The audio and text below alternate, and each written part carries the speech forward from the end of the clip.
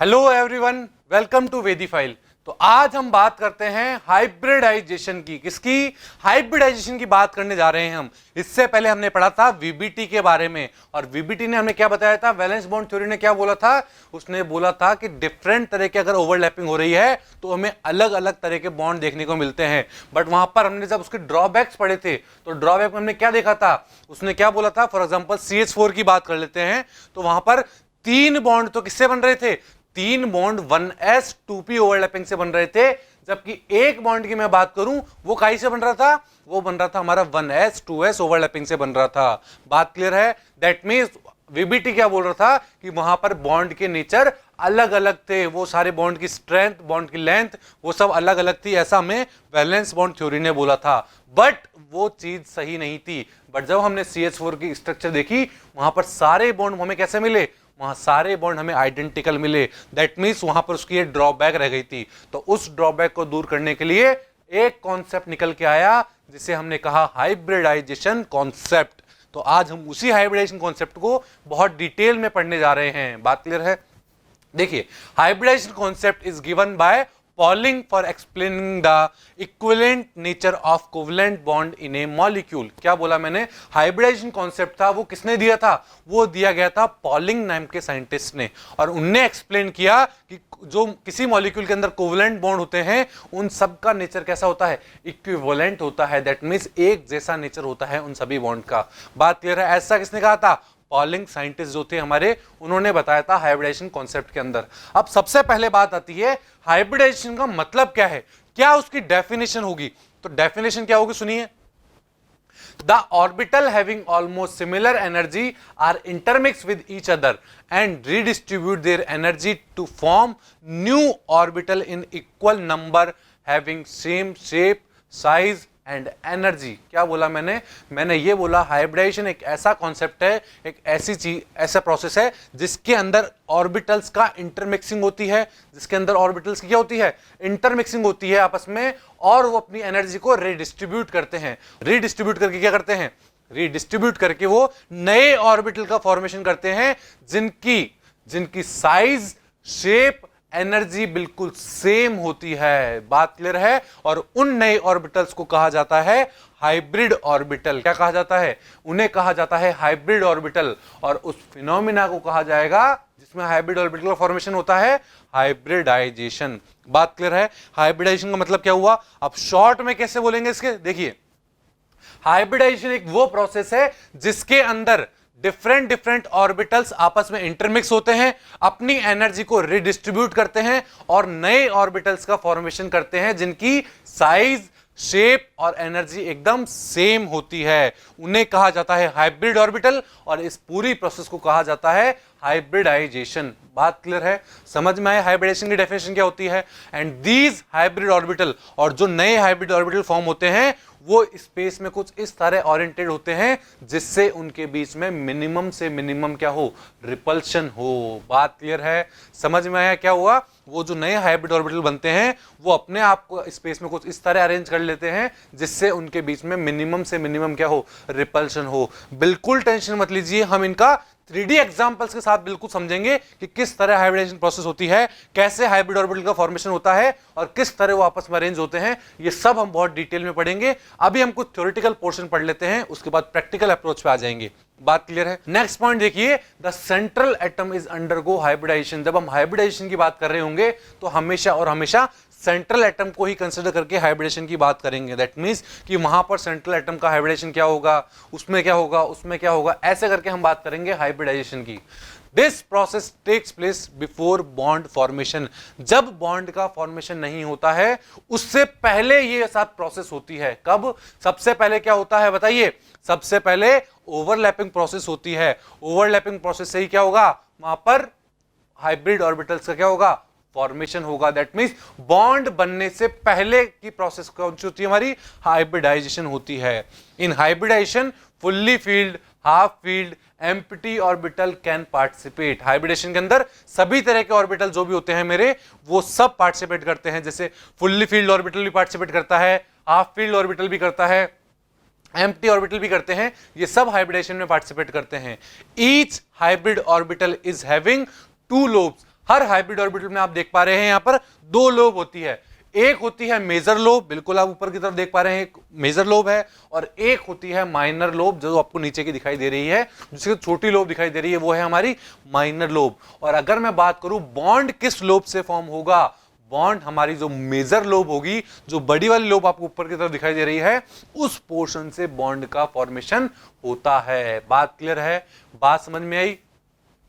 The directional character, अगर मैं बात करूं डायरेक्शनल कैरेक्टर की, the directional character in hybrid orbital is more than atomic orbital. क्या बोला हमने, एटॉमिक ऑर्बिटल से ज्यादा डायरेक्शनल कैरेक्टर एक हाइब्रिड ऑर्बिटल रखता है। जो ये हाइब्रिड ऑर्बिटल देख पा रहे हो आप, इसके अंदर डायरेक्शनल कैरेक्टर ज्यादा होते हैं, और अगर इसके अंदर डायरेक्शनल कैरेक्टर ज्यादा होंगे तो ये सबसे ज्यादा स्ट्रॉन्गर सिग्मा बॉन्ड बनाएगा। क्या बनाएगा, सबसे ज्यादा स्ट्रॉन्गर क्या बनाएगा, सिग्मा बॉन्ड बनाएगा। और अगर मैं बात करूं डायरेक्शनल कैरेक्टर की, तो हमने क्या पढ़ा था कि जो हमारा p ऑर्बिटल होता है, d ऑर्बिटल होता है, f ऑर्बिटल होते हैं, ये सब डायरेक्शनल कैरेक्टर रखते हैं, बट s ऑर्बिटल जो होता है वो डायरेक्शनल कैरेक्टर नहीं रखता है। तो अगर मैं ओवरऑल ऑर्डर की बात करता हूं डायरेक्शनल कैरेक्टर में, तो सबसे ज्यादा क्या होगा, सबसे ज्यादा मेरा हाइब्रिड ऑर्बिटल के अंदर डायरेक्शनल कैरेक्टर होगा।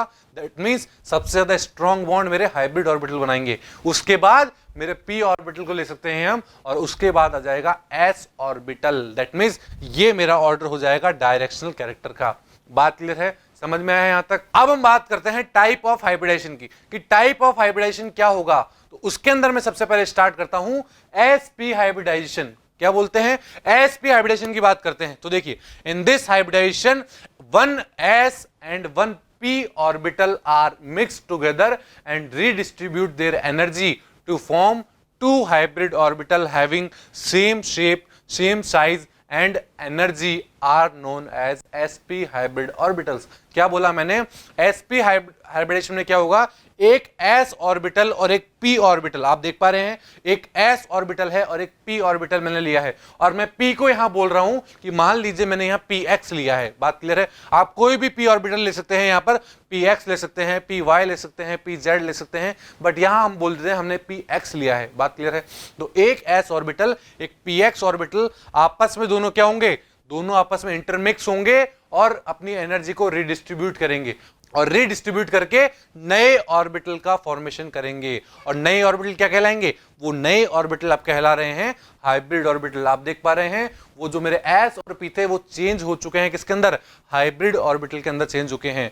बात क्लियर है। अब ये दो हाइब्रिड ऑर्बिटल है जो हमारे, now these two sp hybrid orbitals are arrange in a straight line at a bond angle 180 degree.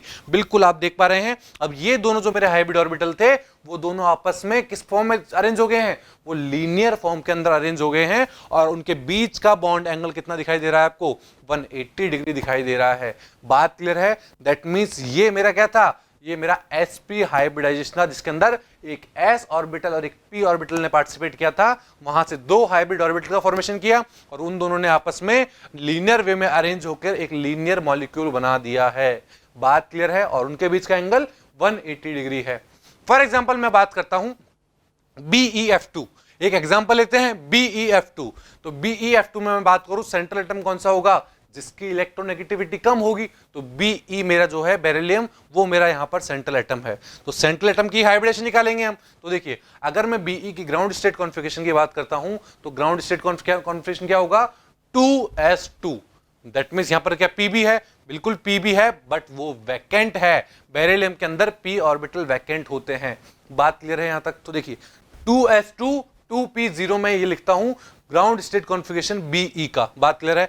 अब मैं बात करता हूं एक्साइटेड स्टेट की। एक्साइटेड स्टेट के अंदर क्या होगा, जो 2s के अंदर दो इलेक्ट्रॉन है, वहां से एक इलेक्ट्रॉन एक्साइटेड करके कहां आ गया है, p के अंदर आ गया है, और जैसे ही p के अंदर आया तो एक्साइटेड स्टेट का कॉन्फ़िगरेशन क्या हो गया, 2s के अंदर एक इलेक्ट्रॉन है और 2p के अंदर भी कितना है, एक इलेक्ट्रॉन प्रेजेंट है। बात क्लियर है यहां तक। So here you see that there is a 2sp hybridized orbital. अब यहां पर ये जो दो ऑर्बिटल है ये मेरे क्या कहला जाएंगे, ये मेरे दो sp हाइब्रिडाइज्ड ऑर्बिटल कहला जाएंगे। क्यों, क्योंकि वो हाइब्रिडेशन के अंदर पार्टिसिपेट कर रहे हैं, जिनके साथ दो फ्लोरीन आकर अटैच होंगे। बात क्लियर है?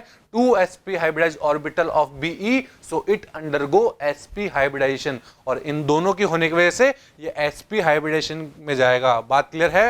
And these two half filled hybrid orbital, ये जो दो हाफ फिल्ड ऑर्बिटल देख पा रहे हो आप, are overlap with 2 fluorine atoms and form a linear molecule having bond angle 180 degree. अब ये जो दो हाफ फील्ड ऑर्बिटल देख पा रहे हो, ये फ्लोरीन के साथ क्या करेंगे? फ्लोरीन के साथ बॉन्ड बना लेंगे, एक एक इलेक्ट्रॉन की शेयरिंग करके बॉन्ड बना लेंगे, और क्या बना देंगे? एक लीनियर मॉलिक्यूल बना देंगे कुछ इस तरह, जिसके अंदर आप बॉन्ड एंगल देख पा रहे हो वही 180 डिग्री है। बात क्लियर है या नहीं है? बात समझ में? क्या बोला मैंने? ये था हमारा sp हाइब्रिडाइजेशन। अगर मैं बात करता हूं परसेंट s करेक्टर की, कि sp हाइब्रिडाइजेशन के अंदर परसेंट s करेक्टर कितने होते हैं, तो sp हाइब्रिडाइजेशन के अंदर 50% s करेक्टर पाए जाते हैं। अब 50% कैसे बोला? मान लीजिए मेरे टोटल s करेक्टर होंगे 100। कितना बोला मैंने? टोटल मैंने 100 मान लिया है, और मेरे पास यहां s और p दो ऑर्बिटल प्रेजेंट है। तो अगर मैं किसी एक का निकालना चाहूंगा तो क्या करूंगा? 100/2 कर देंगे, दैट मीन्स 50% आ जाएगा। कितना आ जाएगा? 50% s करेक्टर आ जाएंगे मेरे sp हाइब्रिडेशन के अंदर। बात क्लियर है? समझ में आया कैसे निकाला मैंने sp हाइब्रिडेशन का?